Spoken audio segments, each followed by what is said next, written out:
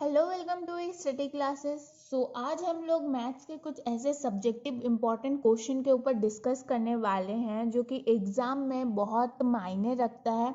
ये जो कुछ क्वेश्चन आज हम लोग देखने वाले हैं बहुत ही इम्पॉर्टेंट है और जो कि 5 मार्क्स के लिए एग्ज़ाम में पूछे जाते हैं। ठीक है, तो चलिए अब सबसे पहले क्वेश्चन नंबर 1 आप लोगों के सामने है। बिना किसी टाइम वेस्ट किए हुए आगे बढ़ते हैं। तो सबसे पहला क्वेश्चन ये है कि एक समकोण त्रिभुज में कर्ण का वर्ग शेष दो भुजाओं के वर्ग के योग के बराबर होता है, सिद्ध करें। ये जो कहा गया है ये कथन एक समकोण त्रिभुज में कर्ण का वर्ग शेष दो भुजाओं के वर्ग के योग के बराबर होता है, उसे हमें सिद्ध करना है। देखिए हम लोग सबसे पहले क्या करेंगे, हम सबसे पहले एक आकृति बनाएंगे। ठीक है, आकृति बनाते हैं। एक समकोण त्रिभुज कहा गया है ना, तो मान लेते हैं ये वाला जो कोण है, ये वाला कोण ये एक समकोण त्रिभुज है ए बी सी। तो बी कोण जो है ये 90 डिग्री है। कहा गया एक समकोण त्रिभुज में कर्ण का वर्ग शेष दो भुजाओं, कर्ण का वर्ग, ये अब कर्ण क्या हो गया, कर्ण तो ए सी हो गया, तो कर्ण का वर्ग यानी ए सी का स्क्वायर शेष दो भुजा, ए सी भुजा है तो और शेष दो भुजा क्या है, ए बी और बी सी है। तो इन दोनों का स्क्वायर का योग इस कर्ण के वर्ग के बराबर है। ये हमें सिद्ध करना है। तो सबसे पहले हम लोग क्या करेंगे, हमारे पास क्या क्या उपलब्ध है हम वो लिखेंगे ए बी सी एक समकोण त्रिभुज है। त्रिभुज ए बी सी एक समकोण त्रिभुज है। ठीक है, ये तो दिया हुआ है क्वेश्चन में ही, इसे हमें लिखना होगा। और हम लोग यहाँ पे कारण दे सकते हैं कि दिया है। ठीक है, तो ये हमने लिख दिया। अब कोण B बराबर 90 डिग्री, कोण B बराबर 90 डिग्री है और हमें सिद्ध क्या करना है, सिद्ध करना है AC स्क्वायर बराबर AB square plus BC square. तो हम लोग यहाँ पे सबसे पहले रचना कर सकते हैं। रचना किस बात का करेंगे कि एक लंब खींचेंगे। ठीक है, यहाँ पे नाम दे देते हैं D। तो हमने क्या किया, हमने BD लंब खींचा। किस पे लंब खींचा, AC पर। यानी ये वाला जो कोण है BDC ये भी 90 डिग्री का है और BDA ये भी कोण 90 डिग्री का है, क्योंकि लंब जो होता है वो 90 डिग्री का ही होता है। अब हम लोग कर सकते हैं प्रमाण। ये क्वेश्चन बहुत इम्पॉर्टेंट है और इस एग्जाम में पूछे जाने की संभावना 2021 में पूछे जाने की संभावना बहुत अधिक है, तो आप लोग समझ लीजिए। तो लिखेंगे अब त्रिभुज ए बी सी तथा त्रिभुज ए बी डी में हम लोग दोनों त्रिभुज को ले सकते हैं, त्रिभुज ए बी सी यानी इस पूरे से त्रिभुज को तथा त्रिभुज ए बी डी इस छोटे से त्रिभुज में क्या क्या समानताएं देखने को मिलेगी, देख लीजिए। त्रिभुज ए बी डी समांतर होगी त्रिभुज ए बी सी के। अब समांतर क्यों होगी, तो हम लोग इसका कारण दे सकते हैं कि प्रमेय 6.7 से। प्रमेय 6.7 हमें क्या बताता है कि एक समकोण त्रिभुज में समकोण शीर्ष वाले खंड पर अगर लंब डाला जाए तो दोनों ओर बने त्रिभुज, संपूर्ण त्रिभुज के समरूप होता है। ठीक है, प्रमेय 6.7 यही बताता है।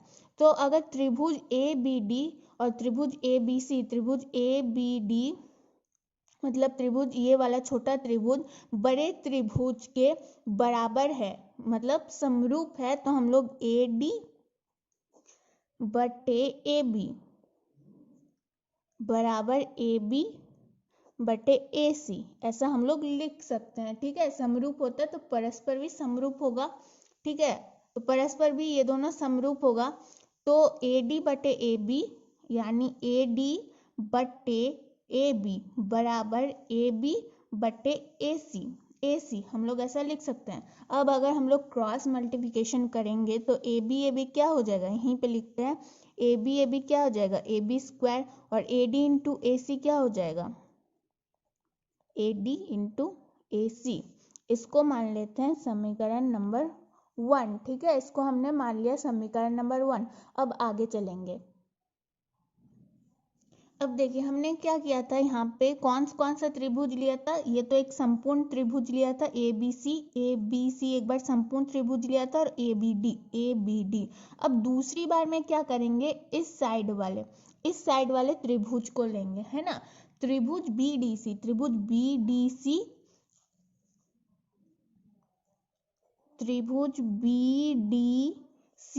तथा संपूर्ण त्रिभुज को लेंगे त्रिभुज ABD में, ठीक है।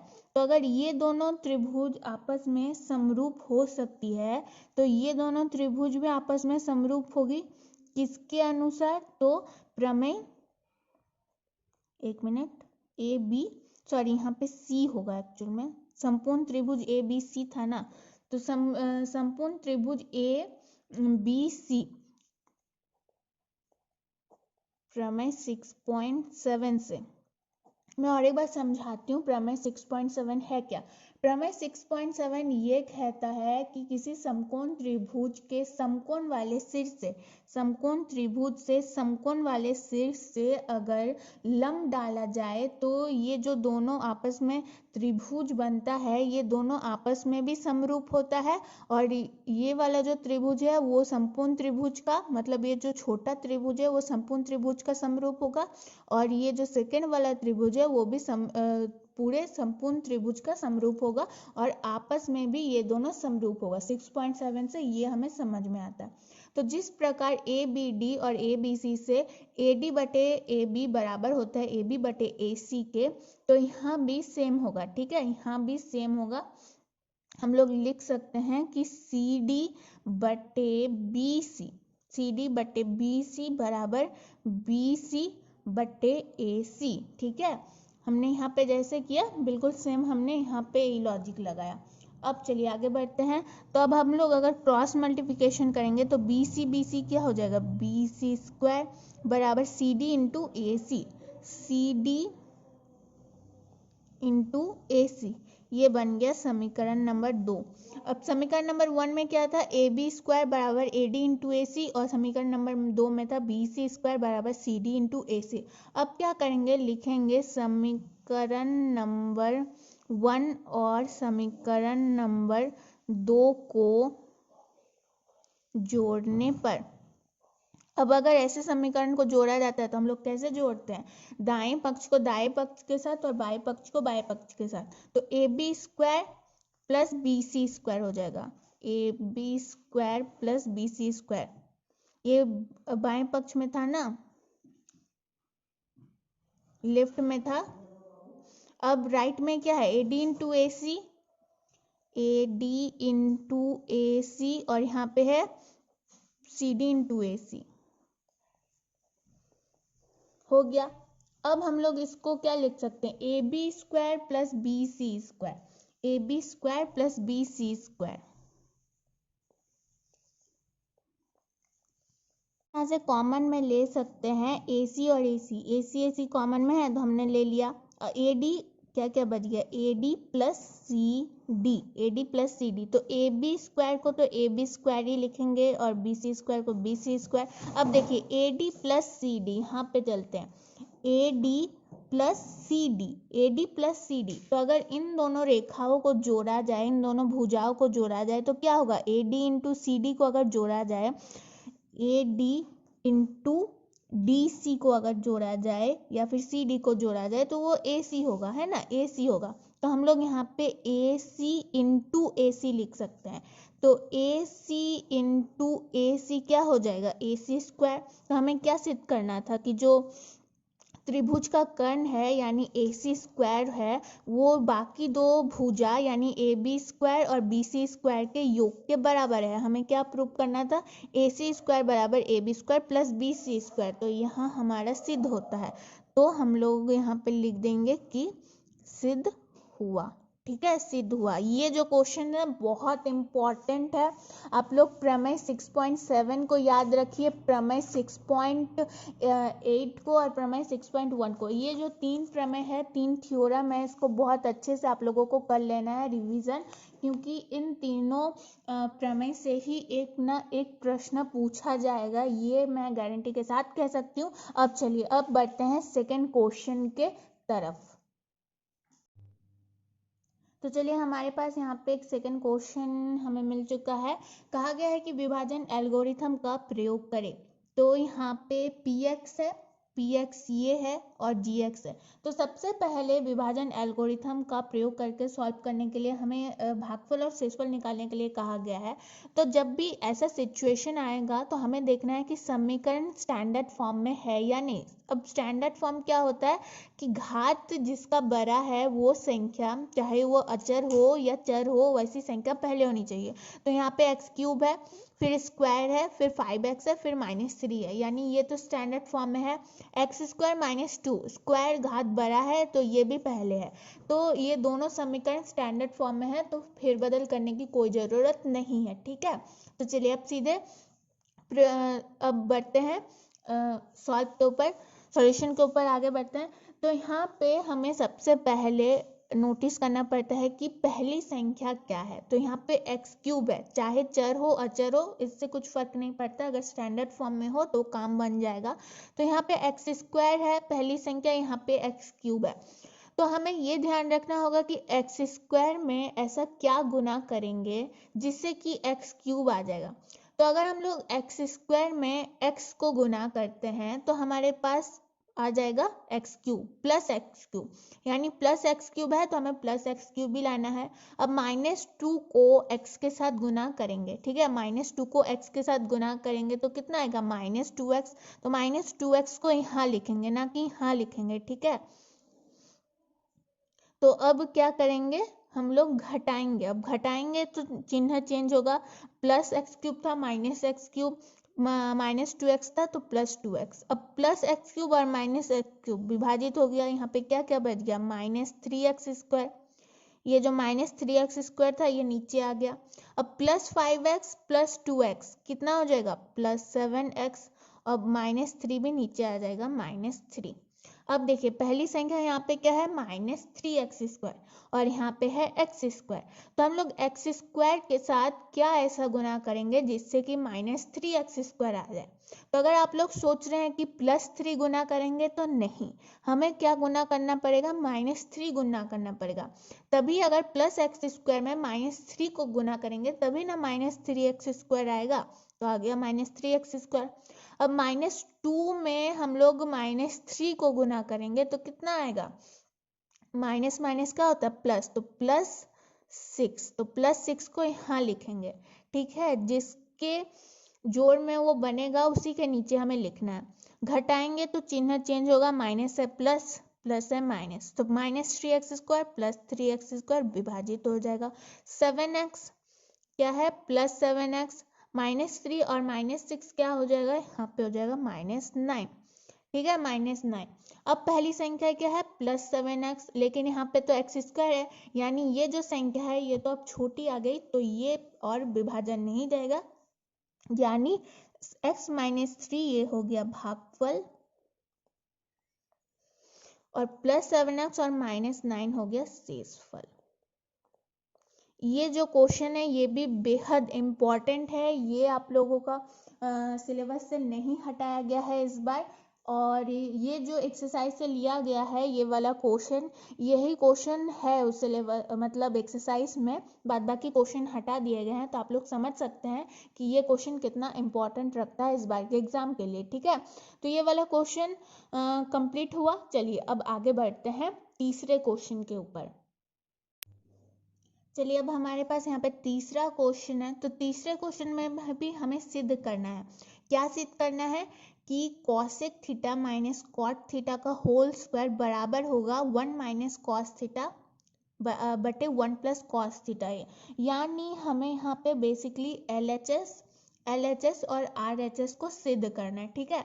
तो चलिए कोई दिक्कत नहीं है। तो कॉसेक थीटा, कॉसेक थीटा, तो cosec theta sine cos tan sec cosec, ठीक है। कॉसेक क्या होता है, वो साइन के विपरीत होता है। तो हम लोग क्या लिख सकते हैं, कॉसेक थीटा को 1/साइन थीटा लिख सकते हैं। क्या लिख सकते हैं, 1/साइन। कॉट थीटा, तो कॉट थीटा है यहाँ पे, तो कॉट थीटा जो होता है वो टेन थीटा के ऑपोजिट होता है। तो टेन थीटा का सूत्र क्या होता है, साइन बटे कॉस। तो कॉट का क्या हो जाएगा, कॉस बटे साइन, तो कॉस बटे साइन, तो कॉस बटे साइन का होल स्क्वायर हो गया। अब क्या करेंगे, इन दोनों के बीच हम लोग ले लेंगे लॉस ले लेंगे, तो साइन थीटा, तो यहाँ पे बेसिक सी बात है, यहाँ पे हो जाएगा साइन थीटा, ठीक है। यहाँ पे थीटाज मैंने नहीं लिखे हैं, वो आप लोग लिख लेना। तो यहाँ पे हो जाएगा 1 माइनस कॉस, तो 1 माइनस कॉस का होल स्क्वायर। तो अब हम इसे विभाजित तौर पे कैसे लिख सकते हैं, विभाजित तौर पे अगर हमें लिखना है तो 1 माइनस कॉस थीटा बटे साइन थीटा का होल स्क्वायर, तो हम लोग इसे लिख सकते हैं 1 माइनस कॉस थीटा का होल स्क्वायर बटे साइन स्क्वायर थीटा। हम लोग ऐसे लिख सकते हैं कि नहीं, बिल्कुल लिख सकते हैं। तो अब इसको क्या करेंगे, 1 माइनस कॉस थीटा का होल स्क्वायर, ठीक है। तो हम लोग इसको लिखेंगे 1 minus cos theta into 1 minus cos theta हो गया। अब साइन स्क्वायर थीटा को आप लोग सूत्र आप लोगों को पता होगा, साइन थीटा को हम लोग 1 माइनस कॉस भी लिख सकते हैं, लेकिन स्क्वायर है तो हमें स्क्वायर देना पड़ेगा, 1 square minus cos square, 1 square minus cos square.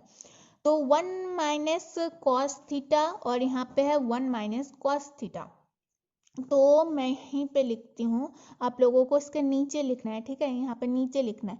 तो 1 माइनस कॉस थीटा और यहाँ पे भी हो गया 1 माइनस कॉस थीटा। अब 1 square minus cos square theta को ए स्क्वायर माइनस बी स्क्वायर क्या होता है, ए स्क्वायर माइनस बी स्क्वायर होता है ए माइनस बी इंटू ए प्लस बी। तो यहाँ पे हम लोग इसको क्या लिख सकते हैं, 1 minus cos theta into 1 plus cos theta, ऐसा हम लोग लिख सकते हैं। तो 1 माइनस कॉस थीटा विभाजित हो गया, तो यहाँ पे आ गया है 1 माइनस कॉस थीटा और यहाँ पे आ गया है 1 प्लस कॉस थीटा, ठीक है। तो यानी हम लोग यहाँ पे लिख सकते हैं कि LHS जो है वो RHS के बराबर है, ये हमें प्रूव करना था। तो ऐसे जितने भी क्वेश्चन हैं जो सिलेबस से नहीं हटाए गए हैं वो आप लोगों को अच्छे से रिवीजन कर लेना है, क्योंकि ये सब जो है बेहद इम्पॉर्टेंट है। 5-6 मार्क्स के लिए बहुत पूछे जाते हैं ऐसे क्वेश्चन, आप लोग प्रीवियस ईयर में भी चेक कर सकते हैं। चलिए 3 क्वेश्चन हमने देख लिए और भी कुछ क्वेश्चन देख लेते हैं। तो देखिए यहाँ पे क्वेश्चन नंबर 4 अवेलेबल हो चुका है। तो यहाँ पे वर्ग अंतराल बारंबारता और संचय बारंबारता, तो जाहिर सी बात है माध्यक का कुछ होगा, लेकिन यहाँ पे देखिए माध्यक मैंने यहाँ पे 28.5 लिख के रखा है, यानी माध्यक तो हमारे पास है, लेकिन हमें यहाँ पे x और y का मान ज्ञात करना है। माध्यक 28.5 है, योग यहाँ पे 60 है। तो हम लोग x और y को किस तरीके से निकालते हैं, चलिए देखते हैं सॉल्व कैसे करेंगे। तो जैसे कि आप लोगों को पता है माध्यक निकालने के लिए हमें संचय बारंबारता की भी जरूरत पड़ती है। तो सबसे पहले संचय बारंबारता निकालते हैं। तो यहाँ पे तो सबसे पहले 5 हो जाएगा। अब 5 को x के साथ गुना करेंगे तो 5 प्लस x में 20 गुना करेंगे तो 25 प्लस x हो जाएगा। 25 प्लस x में 15 को जोड़ेंगे तो यहाँ पे कितना हो जाएगा, यहाँ पे हो जाएगा 40 प्लस x हो जाएगा। फिर 40 प्लस x में अगर y को जोड़ते हैं तो 40 प्लस x प्लस y। अब 40 प्लस x प्लस y में 5 को जोड़ेंगे, ऐड करेंगे तो 45 हो जाएगा। अब देखिए यहाँ पे जितनी संचय बारंबारता आती है लास्ट में वो योग के बराबर आती है, लेकिन योग यहाँ पे 60 दिया हुआ है, लेकिन 5 प्लस 20 प्लस 15 प्लस 5 करें तो यहाँ पे 45 आ रहा है। अब क्यों आ रहा है, जाहिर सी बात है x का हमें पूर्ण संख्या नहीं पता, y का भी हमें पूर्ण मान संख्या नहीं पता है, इसीलिए यहाँ पे 45 प्लस x प्लस y आ रहा है। अगर x और y का पूर्ण मान पता होता और इसमें हम 45 में जोड़ देते तो वो 60 में मतलब पूरा पूरी 60 आता। तो हमें क्या करना है, हमें निकालना है x और y का पूर्ण मान। और x और y का पूर्ण मान कैसे निकलेगा? अब देखिए योग 60 है तो n बराबर क्या हो जाएगा, n/2 बराबर हो जाएगा 30। जो योग होता है n जो होता है वो प्रेक्षणों की संख्या होती है, यानी पूरे बारंबारता को जोड़ने पर जितनी संख्या उपलब्ध होती है उससे हम प्रेक्षण कहते हैं। तो n/2 बराबर आ जाता है 30, ये बाद में काम आएगा। माध्यक 28.5 दिया हुआ है तो हम लोग लिख सकते हैं कि माध्यक का सूत्र क्या होता है, माध्यक का सूत्र होता है L प्लस n/2। देखिए n/2 काम आया, n/2 minus CF/F into H। ठीक है, यहाँ हमारे पास काम आ गया है। तो माध्यक क्या है हमारे पास, माध्यक है 28.5। तो 28.5 बराबर हम लोग L plus n/2 minus CF/F और यहाँ पे H है। तो L क्या होता है, L होता है माध्यक वर्ग की निम्न सीमा। अब माध्यक वर्ग कौन सा है, माध्यक वर्ग है ये वाला जो वर्ग आप लोगों को दिख रहा है ये है माध्यक वर्ग। ठीक है, ये है माध्यक वर्ग।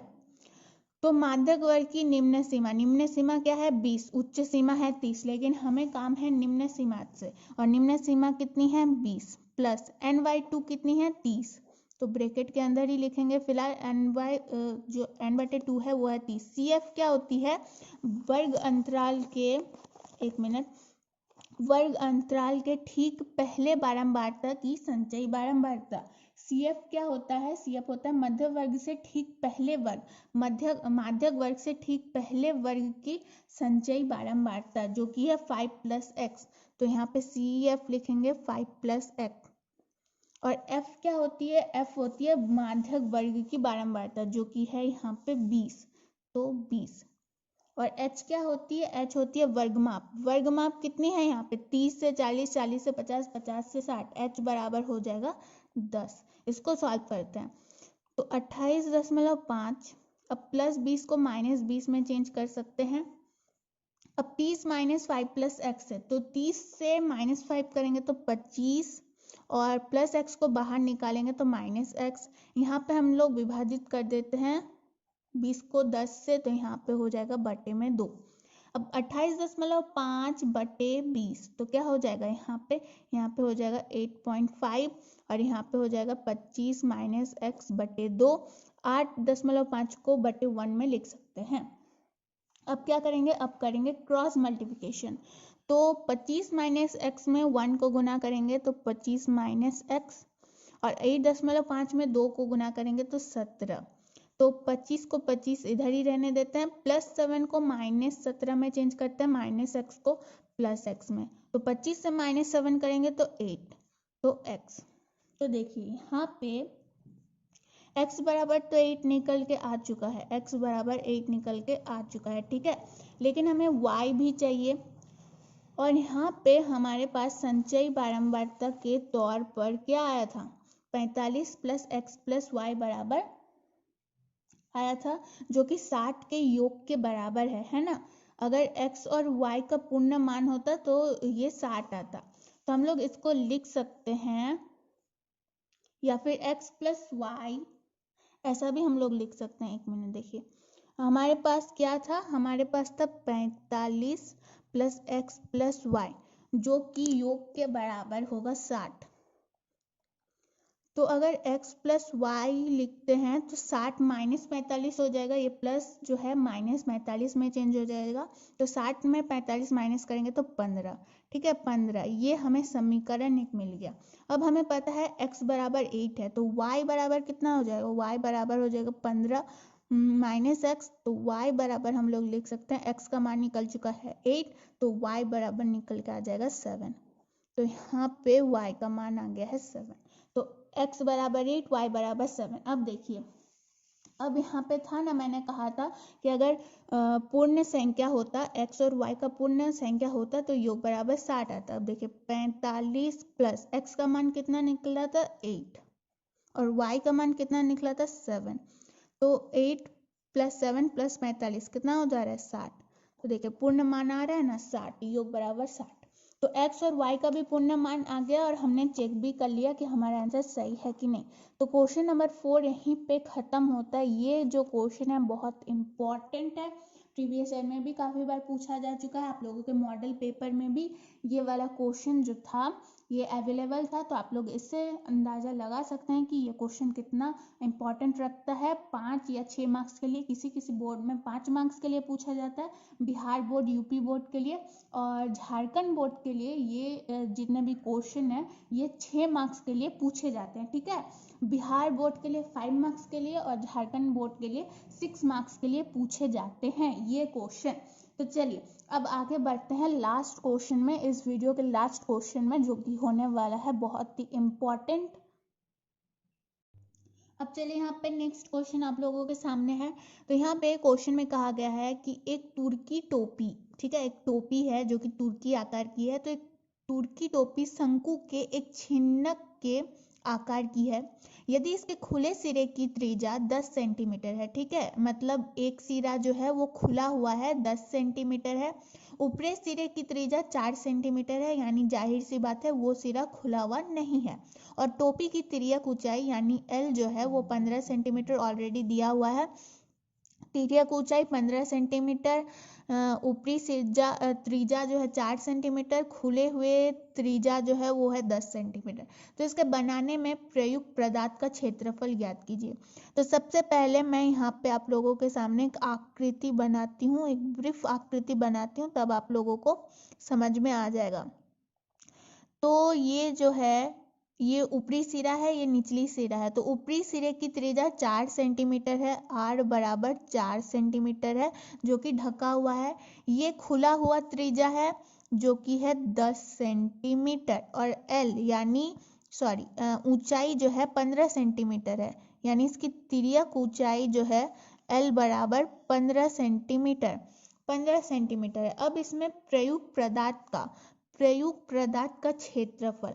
अब देखिए इसमें प्रयुक्त पदार्थ का क्षेत्रफल आप लोग लिखिएगा कि प्रयुक्त पदार्थ का क्षेत्रफल, ठीक है, मैं यहाँ पर डायरेक्ट क्षेत्रफल लिख रही हूँ। तो प्रयुक्त पदार्थ का क्षेत्रफल निकालने के लिए हमें क्या क्या ऐड करना पड़ेगा। सबसे पहले तो इस शंकु, ये जो शंकु है जो कि एक छिन्नक आकार की है, उसका पृष्ठीय क्षेत्रफल, उसका पृष्ठीय क्षेत्रफल जोड़ना पड़ेगा। क्या लिखेंगे हम लोग, छिन्नक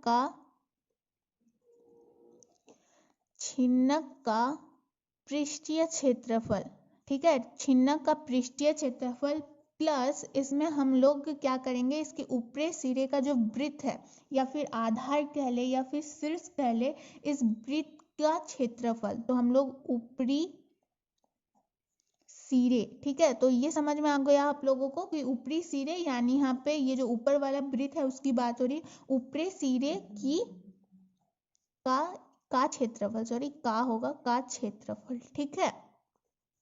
अब छिन्नक का पृष्ठीय क्षेत्रफल क्या हो जाएगा, इसका सूत्र क्या होता है, pi L into R1 plus R2, ठीक है, प्लस ऊपरी सिरे की त्रिज्या पाई आर स्क्वायर होता है, पाई आर स्क्वायर, ठीक है। यहाँ पे आप लोग कॉमन भी ले सकते हैं, पाई को कॉमन भी ले सकते हैं, या फिर ऐसे भी हम लोग डायरेक्ट बना सकते हैं, कोई बात नहीं है। तो पाई हो जाएगा 22/7।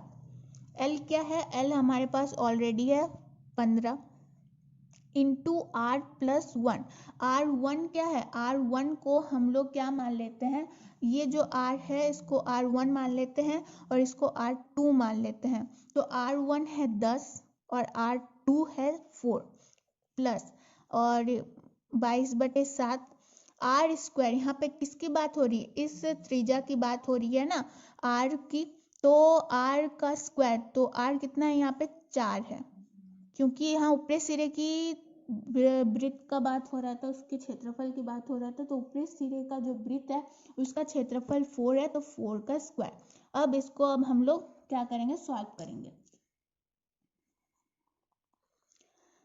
22/7 इंटू 15 इंटू यहाँ पे हो जाएगा 14 प्लस 22/7 इंटू 4 का स्क्वायर कितना हो जाएगा 16। तो यहाँ पे तो कुछ विभाजन होने से रहा, लेकिन यहाँ पे विभाजित हो जाएगा, 14 जो है 7 से विभाजित होगा 2। तो 22 इंटू 2 कितना हो जाएगा 44, और 44 को अगर 15 के साथ गुना किया जाए तो आ जाएगा 660।